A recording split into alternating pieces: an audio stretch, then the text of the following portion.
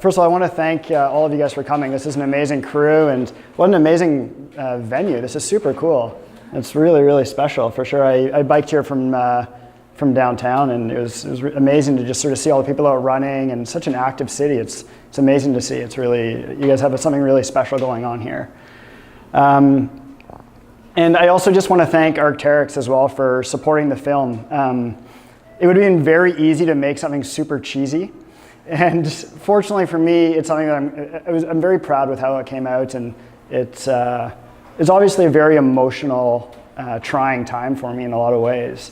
And I'm really thankful that they were able to tell the story in such a respectful way. And I'm really, really grateful to Cam Sylvester, who produced and shot most of the movie, and he did a phenomenal job with it. And all the talking is basically me just talking. It was just one take talks. Or it was me reading out of my journal, because I kept a journal throughout the entire recovery process, and that was really important for me. Because one thing I didn't really think about is, and I think a lot of us can relate to this, is we use our bodies often to deal with issues. And like as athletes, as runners, we use our bodies to deal with emotions, to process things. And here I was going through probably the most traumatic, scary experience of my life, and I lost my emotional outlet. And so I had to learn how to deal. And frankly, I mean, sure, you could look at it and be like, yeah, you also run away from a lot of problems. And so I had to learn new ways of dealing with my emotions, and that has been an absolutely incredible gift for me. So I kept journals throughout the entire time, and I started sketching as well, and I've kept up with both of those, and they've just given me a whole new perspective as well, because I've always moved through environments, and that's how I've interpreted places, is by moving through them. And that's a really cool way of doing it. You know, as runners, we can move through things really quickly. But being forced to sit and look at these same mountains and lines that I've run through and try to look at like the little fine details in them, it was really profound as well, because you really get to see these small features. So I looked at lines from my porch. I can see lines that I get to ski in the winter, and getting to stare at all the small little details and features and trying to draw them was really, really special. And it also just forced me to connect with people again as well. I'll admit, I mean, like a lot of runners, it can be quite introverted. And I was also to a certain degree, a little bit emotionally detached from a lot of people. I've always seen myself as very self-sufficient. I've always felt very physically capable. And I was, if I set a challenge, there weren't too many challenges that I wasn't able to achieve. And all of a sudden, following this accident, I had to rely so much on other people for every little detail. Like I literally couldn't wipe my own ass. Like it was horrible. And so here I was asking these strangers, these nurses, these angels, like in the middle of the night, to come and help me with these like most basic, raw tasks. And it's very humbling. And that was really, really special as well. So I just want to go through this a little bit and just explain sort of how I got to where I was doing this traverse that led to my accident, and then a little bit about how my philosophy of running and everything has shifted as a result of that. So is there a clicker or something, or should I just tell you to go? Okay, awesome. All right, yeah. So you can change slides. So as I said in the film, my life is sort of being defined by movement. I became a professional athlete when I was 17. I made the Canadian, so I was actually, I was working as a guide for Outward Bound. I was a canoe and kayak guide. Well, I was an apprentice guide. And I jumped in a triathlon, happened to be the Canadian Junior Triathlon Championships, and I grew up swimming and running, and I ended up qualifying for the Canadian Junior National Triathlon team in my first triathlon, which was kind of cool, because the World Championships were in Montreal. And I got to compete in these World Championships, and I was at Queen's at the time, and Simon Whitfield went on and won the Olympic gold medal that same summer and came and trained with us. And we started chatting. He came and run with a Queen's cross country team, which I was on at the time. And we started chatting, and he was like, hey, you should come out and train with us in Victoria. And I was like, I'm really not into school. I'm being offered this chance to go train with some of the best athletes in the world. The Olympic gold medalist thinks I'm pretty good. I should probably do this. And so like 2 months later, I got on a plane, landed at the airport in Victoria, and texted Simon, or it was before texting, I called Simon, and I was like, hey, I'm here. And he's like, what do you mean you're here? I was like, well, I'm at the airport. And ended up living with him for the next 4 years. So I was the unwanted guest for a really long time. But it was also super cool because I got to learn how to be a professional athlete from him. And at the time, Victoria you had Peter Reed, who won Ironman Hawaii 3 times, Laurie Bowden, who also won Ironman. You had Hamish Carter, who went on to win Olympic gold medal, Greg Bennett, who's #1 triathlete in the world. So it was this hub of amazing athletes, and Brent McMahon, who's now crushing Ironmans around Canada. So it was really, really cool to be in this bed of triathlon and learning how to be a professional athlete and how to train professionally. But the thing about it, and so my goal was to try to qualify for the 2008 Olympics. In about 2006, I realized it wasn't going to happen for me. I was about 4th or 5th in the country, and they were taking 2 people.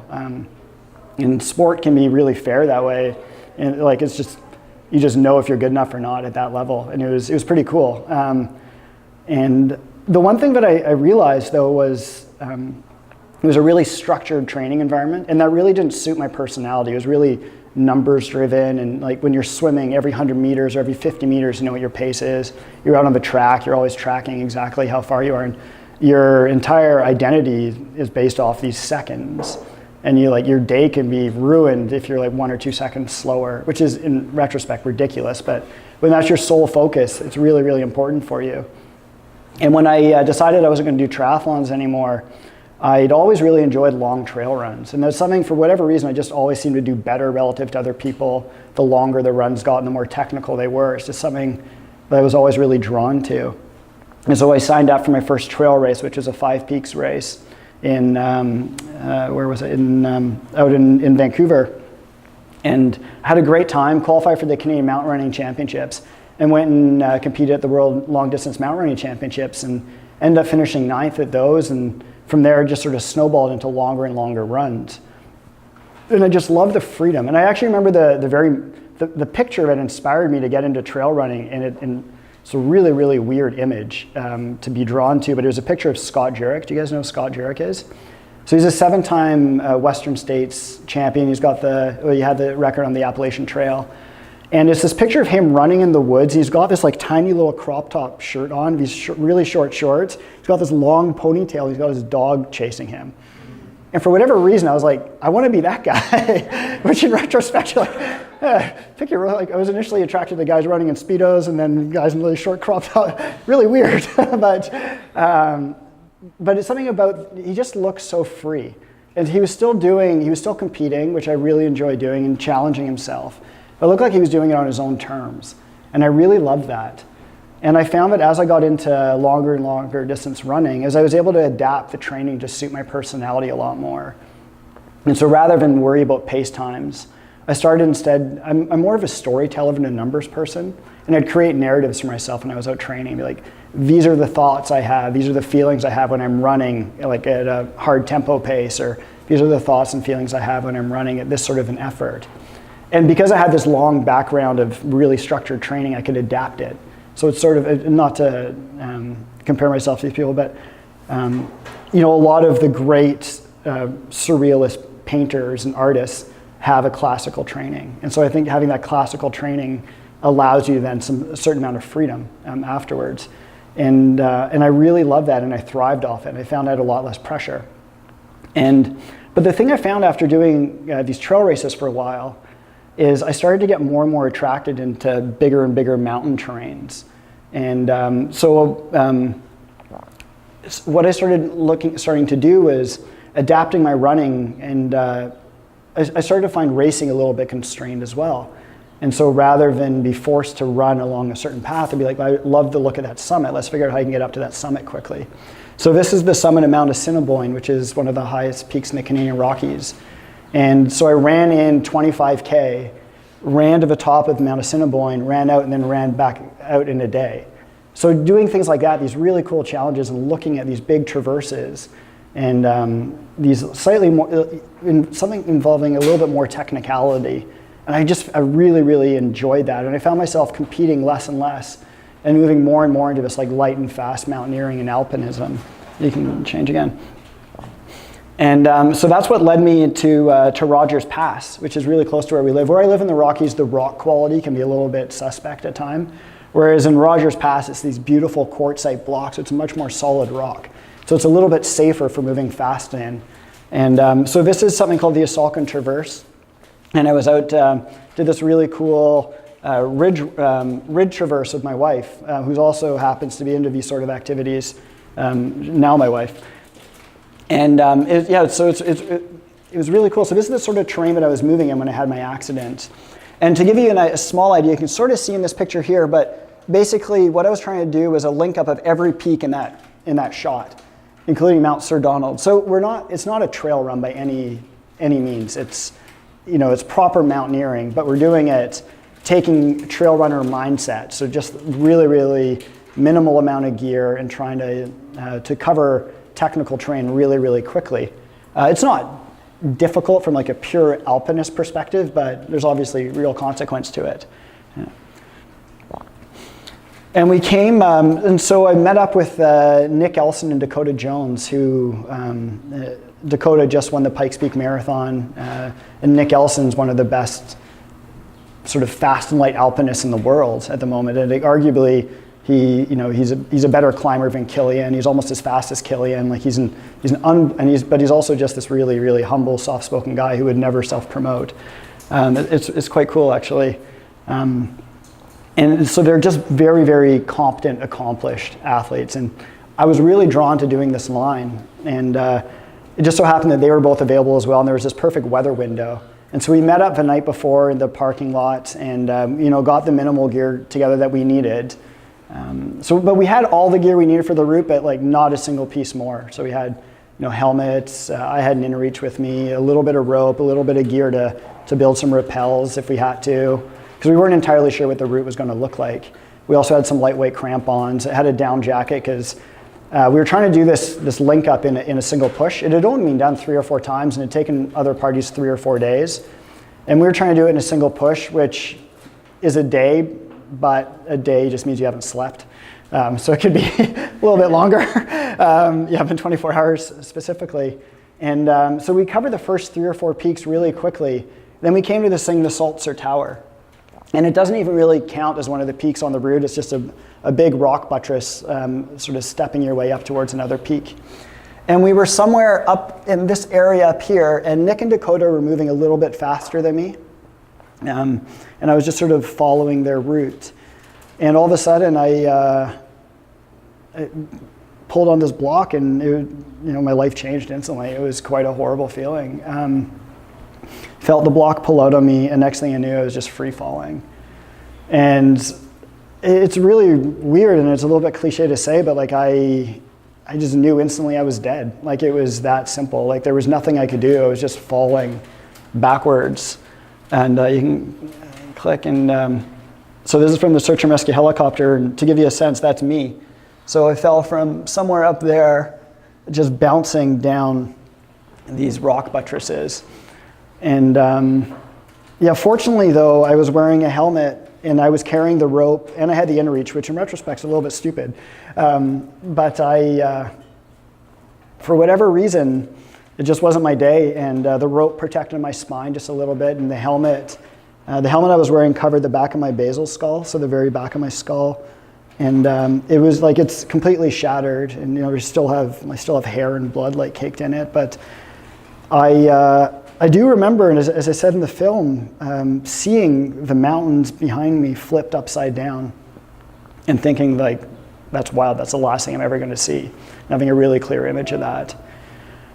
And I kept falling, and I remember, I might swear a little bit here because, sorry about that. There's some, because I remember at one point slowing down a little bit and being like, oh my God, I might survive, and then starting to fall again, literally just going, fuck, like that's it.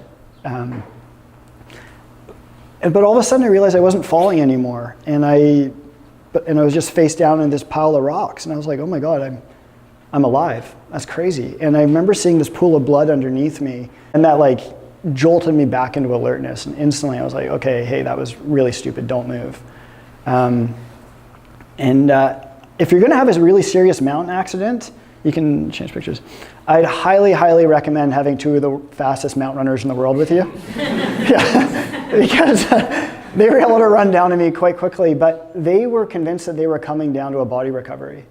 I just can't imagine how horrific that feeling would be to see your partner, because I screamed when the rock pulled out of me and they watched me fall. And yeah, they both said that they were convinced that they're coming to retrieve a body, and I think it was quite traumatic for both of them. And so they ran down to me, and during this time I did a little self-assessment, and I started wiggling my toes like, okay, they move. And I knew that I wasn't paralyzed because I was able to push myself onto my back. But I knew that my ankle was really sore, I knew my hip was really sore, and I knew that there was a lot of blood. And I was able to talk to Nick and Dakota when they got to me. And Nick ran up to the previous peak and was able to deploy the inReach. And fortunately, we noticed that there was cell signal up on the previous peak. There isn't a lot of cell signal in this area, but you're close enough to the highway there. But he was able to call 911. And it just so happens that Search and Rescue were doing a training mission in the area looking for unexploded avalanche bombs, because they bombed that part of the park because it's right along the highway. And within an hour and a half, they'd flown over us, which was wild. However, they flew over us and took off right away. And I was like, oh my God, they haven't seen us. It's like, this is not good at all. But it turned out they had to go back to Revelstoke to go get a different crew to long line somebody in. And Nick and Dakota stayed really calm. And Dakota just held my hand and was stroking my hair and was telling me to stay calm. And Nick was obviously doing the same. And my really bad joke is that, Nick's hair is not the worst thing in that photo. But they were the perfect partners to have. Choosing really competent partners in the mountains is really important. And we also have this amazing search and rescue crew in Canada. And fortunately, they were incredibly competent. And we were able to get me out of there. And I was flown to I got long lined out, which is a crazy feeling, because I was like, okay, I just survived this fall, and all of a sudden now I'm being packaged up. I just see this line up to a helicopter and being dangled under a helicopter. I'm like, great, that's going to break on me now. And I'm really going to. And then I got triaged at the Rogers Pass Visitor Center, and the crew there said that they've never seen somebody in such a bad-looking state who is as coherent as I was. And I'm really, really fortunate for that. I didn't have any brain damage. And they gave me ketamine, which in retrospect was an unbelievable drug. I remember my hands just feeling like they were turning into blocks as I was in this helicopter. It was surreal. So I was going into shock, and I was having this crazy trip at the same time. Really, quite a wild experience. And so I got flown to the general hospital in Kamloops, and my girlfriend's family, she's my girlfriend at the time, is from Kamloops. And I remember hearing the crew saying Kamloops or Vernon. I just kept going, Kamloops, Kamloops, Kamloops, Kamloops. For whatever reason, they flew me there. And I was in surgery for almost 8 hours. And so they put 2 metal rods in my back. They pinned my hip. And I literally have stitches between every knuckle, all over my body. I've got some pretty wild scars. Chicks really dig me. No, I'm just kidding. When I came to, my mom was there. My mom lives in Victoria, and she got called. She got on a plane right away and flew out to me. Laura, who was living in Calgary, got on a plane and flew out to me right away. And Nick and Dakota had come out to me as well, and my girlfriend's mom was there. And so instantly, I was just surrounded by this love and support. And it was really, really powerful, because I really needed it at that time. You can change some shots. And just to give you a sense of what happened, so that's what your hip bone's supposed to look like. That's what mine looked like. So sheared right off, and then, so I had these 2 rods holding my back together. You can change again. Thanks. So it was quite savage. Yeah, you can change the next slide, sorry. And so instantly, though, I was surrounded by this amazing support network. And my father actually lives in West Africa. He lives in Nigeria. My brother lives in Thailand, and they got on a plane as well and flew out to me. And I was in this orthopedic ward, and it's wild. It was the burliest room in the world, because The guy across from me was hit by a semi-truck, and the other guy was in a helicopter crash. So and I fell off a mountain. This was one hardcore room. I was there was some bad juju in that room or something. But fortunately, we're all alive. But the one thing that I noticed is the other two people just had almost no visitors the entire time they were there. So these major trauma centers, people get flown into them from all over. And for whatever reason, whether it was life circumstance or their families couldn't afford to give up the time to come out and visit them, or their friends couldn't, they were too far away from home, they weren't in a position to have the same kind of support that I did. And I just can't imagine how lonely and scary that would be, because without my love and support of my family, it would have just been a completely different experience for me. And then also, Laura had worked she's a doctor, and she'd worked at this hospital during her residency. So she knew a lot of the doctors, and so I got this, to be fair, I got a special level of attention because of it. And I was instantly really grateful for that. And as I said previously, I'd always seen myself as this highly, highly independent person, really, really self-sufficient. And from the moment I had my accident, I was dependent on Nick and Dakota to rescue me. I was dependent on the search and rescue crew. I was dependent on the air ambulance crew, dependent on the surgeons, dependent on the medical staff, the support staff, the nurses, and then my family. And that was really, really eye-opening to me, really striking. I was I no longer could do things on my own because I was scared. I was really scared. And I was really humbled because I didn't know what my future was going to be like. I remember 2 days after the accident, they try to get you to move really quickly, just so you don't become too stagnant. And I remember this physiotherapist came into the room. He's and I was lying there, and he's like, "We're gonna have to work on your endurance." And I was like, "Well, that's kind of funny." To be able to go to the bathroom, and the bathroom's 3 feet away. And I stood up and I instantly just crumbled. I was like, "Oh, okay, this is pretty real." And slowly though, we got to work together, and being a highly competitive person, initially it was I'm going to take 1 step, and then the next day it'd be 2 steps, and then 3 steps, and then I'd be knocked on my ass for a couple days, and then I'd have to get up again. And my recovery wasn't linear at all. There's a lot of fits and starts, and I ended up having a really bad reaction to the pain meds I was on. I had something called a stomach ilus, so my entire digestive system shut down, and I swelled up everywhere. And that was actually one of the most painful parts of my entire recovery, was these complications to the pain meds, and it was horrible. And just to give you guys a little bit of sense, it was one of sort of the funny, silly, ridiculous things that happened when you're in these situations is because my body was just filling up with all these fluids and gases.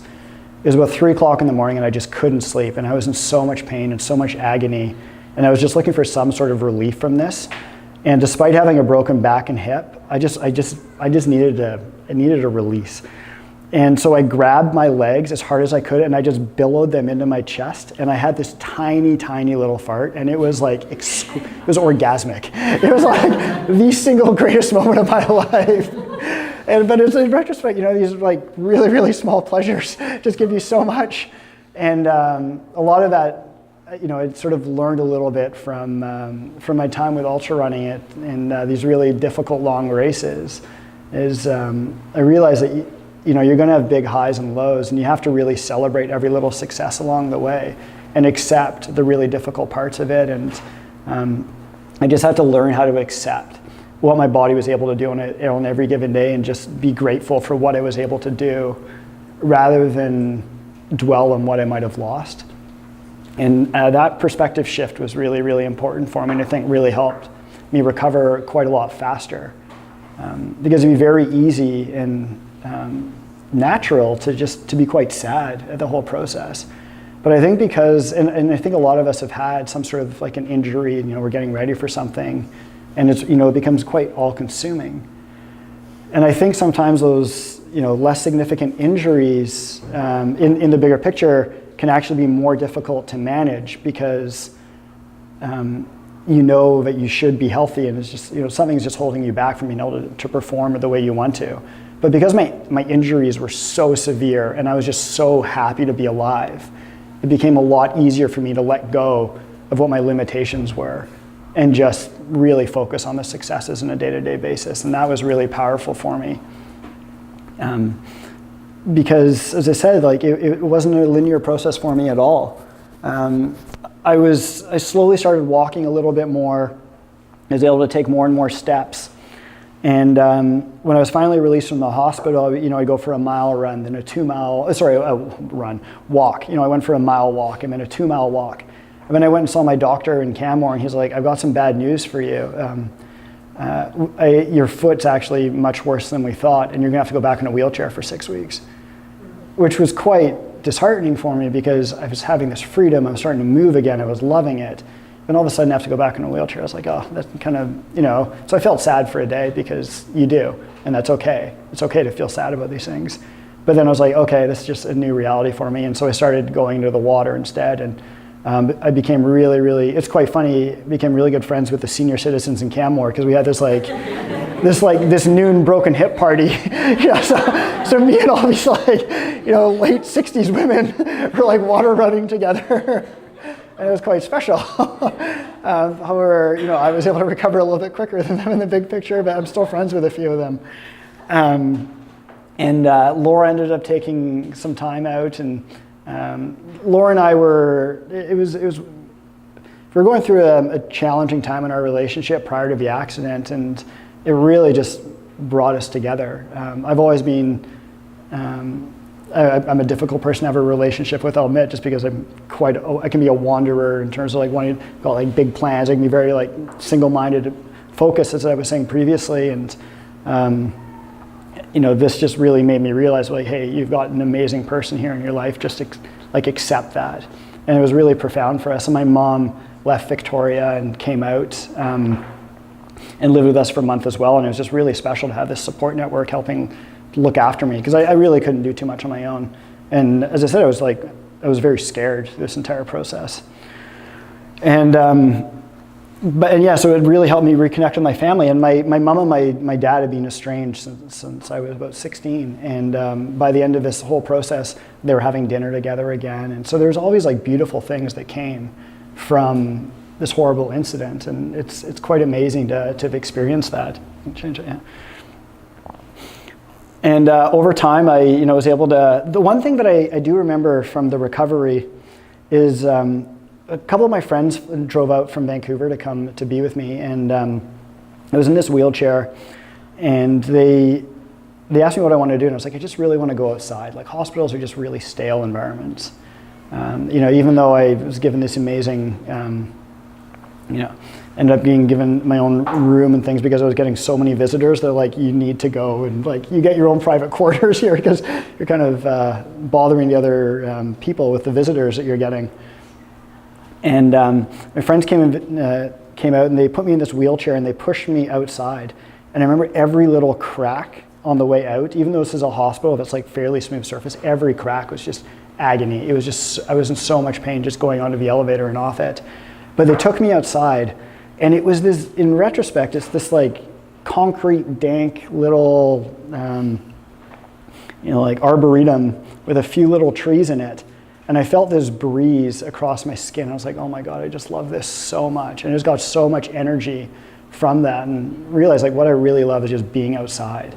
The sports and everything are an excuse for me to be outside. And that was a really, I always thought it was about the competition. I was like, no, it's actually about being outside in these special places, and I use it as an excuse to get outside.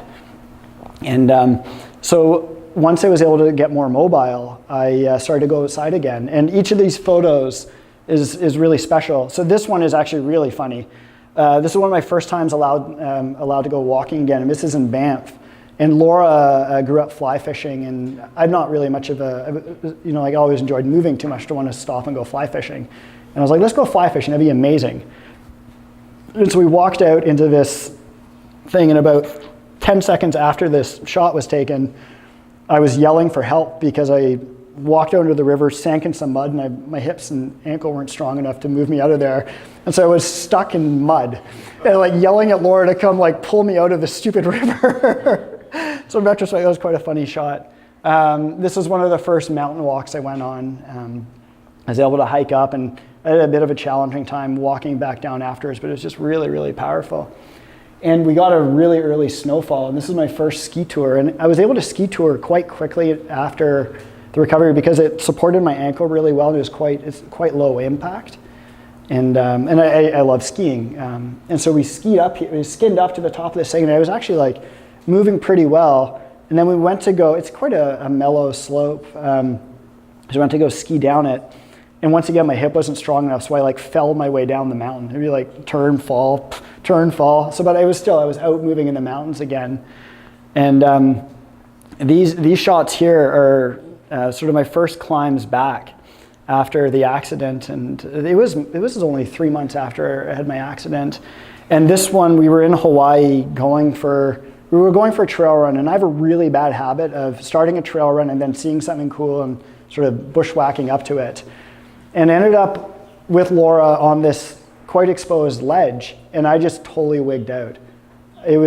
It's not anything difficult, but it was just the exposure, the rock quality just felt a little bit loose, and I just had like unbelievable PTSD. And Laura had to talk me like sort of down through that section, and I was like, okay, I'm gonna have to I've got some stuff here I'm gonna have to deal with long term, which was quite powerful. And then, but I was able to start bouldering, and this is in Waimea Bay in Hawaii. And so I topped out on this amazing little boulder feature, and ended up proposing to Laura about a minute after this picture was taken, which is super cool. And then we went back, and Laura was working in Guatemala in a little village there, and ended up going and doing my first mountain runs again. And these are the first running steps I took after the accident. And the first run I did was actually pretty wild. It was off a 4,000 meter volcano in Guatemala, which last year had a massive eruption on it. But yeah, so it wasn't quite the same mountain, but all these really, really special experiences, and just enjoying moving again was really, really powerful for me. And yeah, we can change shots. And for whatever reason, when I was in hospital, literally when I was in hospital, it was like two or three, you make really bad choices in hospitals at 2 or 3 o'clock in the morning. I noticed that the Hard Rock Lottery was coming online, and for whatever reason, and I think it was just because I was looking for something to feel normal again, I signed up for the Hard Rock Lottery, which is, in retrospect, totally nutty. But at the same time, there was no real risk to it. I was like, I'll sign up. The odds of getting into the Hard Rock are really, really slim. Even though I have a slightly higher odds because I'd finished third at it twice in the past, I still didn't think like the odds were very high. And it's like, well, I signed up. Worst that can happen is I'm not able to do anything and I pull out. Like nobody's gonna say, hey, you're kind of soft for pulling out. So I, put my name and didn't really think about it, and was coming back from a day of ski touring with Laura, and there was no cell signal, and I didn't even know that they were doing the lottery that day. Just my mind was just not focused on these things at the time. I just, was just enjoying moving again, and I pulled back into cell signal. My phone just started blowing up, and I'm like, what's going on? I was like, oh shit, I got into Hard Rock. I was like, well, I've got 6 months to get ready for this. Or 7 months at that point. I was like, I can't run yet, but let's see what we can do. And over time, though, I started to regain strength, and I actually ended up working with a coach. I hadn't worked with a coach in a long time, and the reason why I did that is I was a master of my old body. Like I knew exactly what I needed to do in my old body, but I had no idea what I should be doing in this new body of mine. I had no idea what the new reality was for me. So I just wanted somebody to bounce ideas off of, and I also wanted to. Because I just didn't want to get injured again. I knew that the odds of me getting injured in this, if I tried to do anywhere close to the previous volume I did, were huge. So I wanted to know what the minimum amount of training I could do was to be able to finish Hard Rock. And so that's what I wanted to coach with, just to be able to, to talk about that process with. And so I signed up with Carmichael Training Systems, and it was really cool. I had a great time with Jason Coop, and for that one race. And he was a huge help to me, and just gave me the confidence to know that I was actually doing the right things as well. It's huge. And so yeah, I actually started feeling quite fit, and I did a couple of races, and I was like, oh, I'm actually moving fairly well at these, just to get ready for it. And once again, that old ego of mine, reared its face. And at the start of Hard Rock, I was like, I think I could actually finish top 10 at this thing, which is kind of crazy. And even though even like externally, I was telling people, I was like, oh, I'm just here to enjoy this experience. It's amazing, I'm back. Internally, I was like, I'm going to show them what I'm capable of. Ego's a really, really strange demon. And I lined up at the front of the field, as I always have. That's just what racing is to me. Gun went off in the first 5K. I was running with Killian. You're like, in retrospect, that's insane. But at the time, it was also very cool, and I was really enjoying that. And I was like, these are the people that I should be with. This is my crew. And about 10K in, though, all of a sudden, the lead group started running away from me. And that was, it's actually really, really poetic in a certain degree, because it literally was my former self running away from me. And I had to deal with that. I was like, oh, that's what I used to be able to do. And this is where my new reality is. And to have to deal with that in the middle of a 100-mile race is a little bit wild. And so I started crying. I had this big release, and I cried a lot in the last couple of years. And so I really started bawling. And I was walking and crying, and Anna Frost, who's one of the best ultra runners in the world from New Zealand, she's won Hard Rock a couple times, ran up to me, and she stopped, and she just gave me this huge hug. She's like, Adam, it's okay. It's like, you have nothing to prove to anybody here. We just think it's amazing that you're back out here. And that was once again, here I was, my solo ego self was relying on somebody else for support. And it was a really special moment for me, and it was incredible for her to do that. And I don't know if she quite realizes how much that meant to me. And she just gave me permission to sort of enjoy the experience. And for the next, 100K, I really did. I had an amazing time. My body was working quite well. But then all of a sudden, my body, understandably, started to fall apart. Like, I still had rods in my back, I had rods in my hip.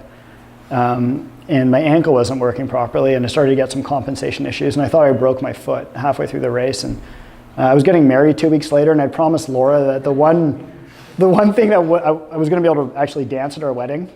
And I was like, oh crap, I'm not going to be able to live up to that promise.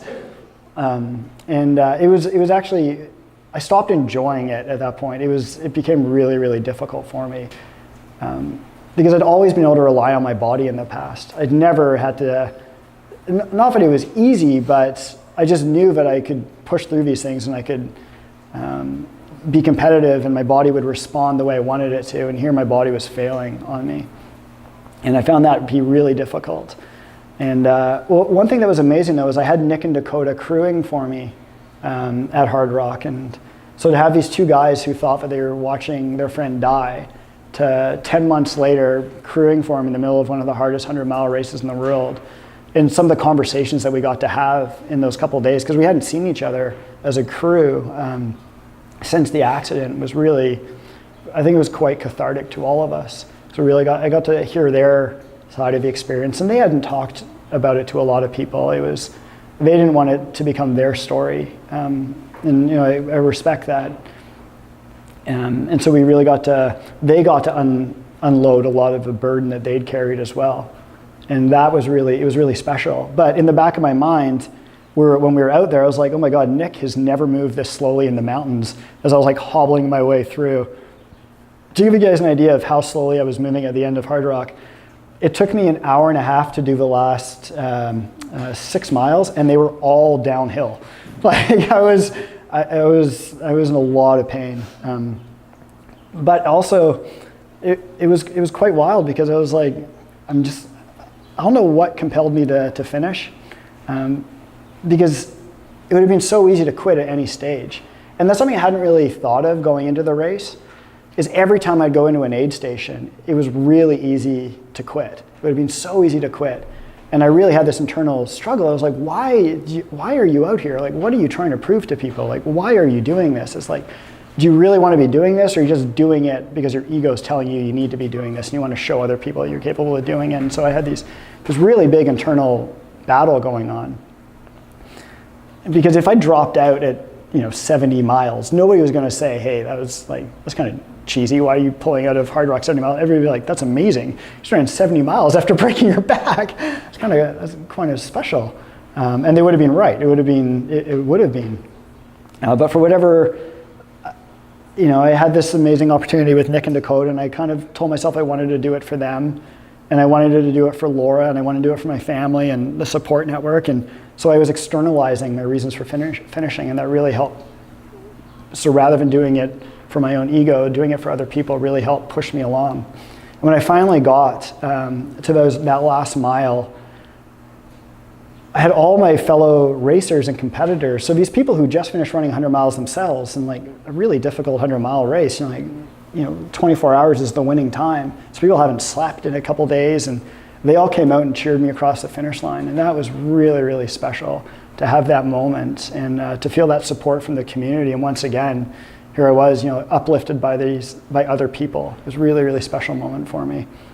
And fortunately, my injuries weren't so bad. I was able to dance at our wedding 2 weeks later, which was really cool. And once again, to be able to celebrate with our family and support network and friends was really special. And you can, and since then though, I've been able to get back out in the mountains, and one thing that's interesting is I was doing a lot more sort of scrambling at the time, but I was moving more into more technical climbing, and I'm finding myself more drawn towards these more alpine features. And even though they look a lot scarier, they actually feel a lot safer because you're roped up for a lot of them. A lot of the scrambling I was doing in retrospect is, even though the technicality is a bit lower, it's actually quite dangerous because they're lower risk but much higher consequence. Whereas the climbing is probably, there's just a different safety margin to it, and it's been really fun to sort of learn how to deal and move with moving in the mountains. And fortunately, I'm surrounded by some amazing mentors, and I have these alpine legends basically in Canmore, like people like Will Gadd, who's one of the most famous ice climbers in the world, and some of the other local crew have been able to help me move back into the mountains and move with a different approach and different mentality to it. But I still like taking that running approach and applying it to the mountains. So for instance, I did this last weekend. So this peak in the background here is called Mount Louis. And so Laura and I ran in and out, and then we climbed Mount Louis, which is actually a bit of a technical climb, and then ran out again. And it's fun to do that mix. You can change it. And I have also competed again, and so I was able to go and do a race in China earlier in May, and this was probably the hardest, coolest race I've ever done. It's called the Lijiang Skyview Marathon, and it was a 60K race, and it took me 12 and a half hours to do it, and I finished third.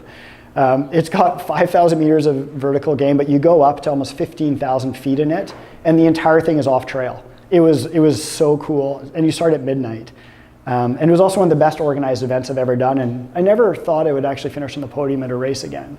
And it was quite wild to be able to go there and finish on the podium at a race. It was, it's not what it's about, but it was nice to get that kind of, just to show what I had recovered quite a lot. Oh, I should mention that last November I actually had the rods taken out of my back, and I feel much more free in my movement again.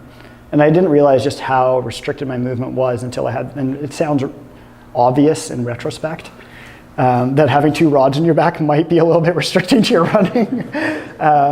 But I hadn't really appreciated it until I had the rods taken out. And it was an elective surgery, and I had some complications around that as well, but I feel much better and much more confident in my movement. And I'm still out doing, this is actually overlooking where I had my accident, and this was 3 weeks ago. And next week I'm planning on going back and going out with a group of friends and going back to where I had my accident as well. And that's going to be very emotional. To go through that sort of last little bit of emotional healing, I think it's going to be quite important. And I think we're going to rope up through it, even though I probably don't need to. I'm going to ask them for a rope through it, and I find myself asking for a rope in a lot of situations that I wouldn't have in the past, and that's really, really powerful for me, and it's totally okay. And that's my talk. Yeah.